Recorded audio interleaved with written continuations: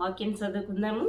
యెషయా గ్రంథము 45వ అధ్యాయము 3వ వచనము. అంధకార స్థలములలో ఉంచబడిన నిధులను, రహస్య స్థలములలోను మరుగైన ధనమును నీకిచ్చేదను. ఇక్కడ ప్రభువారు చెప్పే మాటలు ఏంటంటే, అంధకారంలో ఉన్న, తర్వాత రహస్యంలో ఉన్న ధన నిధులను, మరుగైన ధననిధిని మనకు ఇస్తాను అన్నాడు.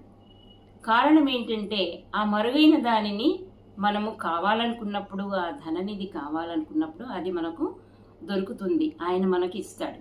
అయితే ఇక్కడ యెరికో పట్టణంలో సంచరిస్తూ వెళుతున్న యేసును చూడగోరి ఒక ధనవంతుడు, సుంకపు గుత్తదారుడైన జక్కయ్య ఎంతో ఆశతో ఆయనను చూడగోరి ఉండగా, చుట్టూ జనులు ఉండి, తర్వాత అతను పొట్టివాడైన చూడలేనందున వెంటనే మేడి చెట్టుకి కూర్చుండగా యేసు అతనిని చూచి, జక్కయ్య త్వరగా దిగుము, నేడు నీ ఇంటికి రక్షణ వచ్చి ఉన్నది అని చెప్పాడు.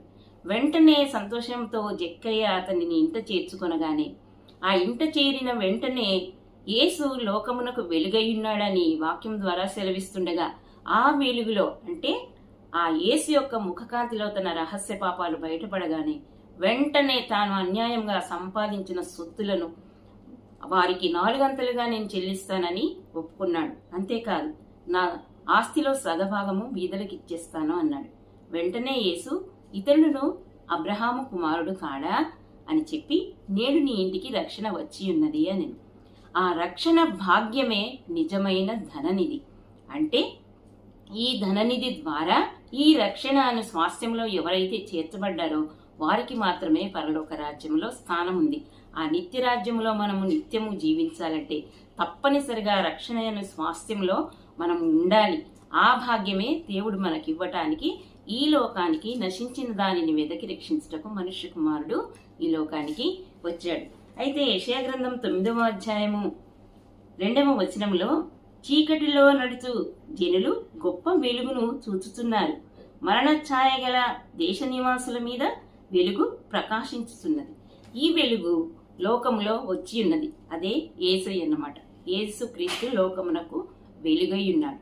ఆ వెలుగే మనకు రక్షణ భాగ్యాన్ని ఇస్తుంది.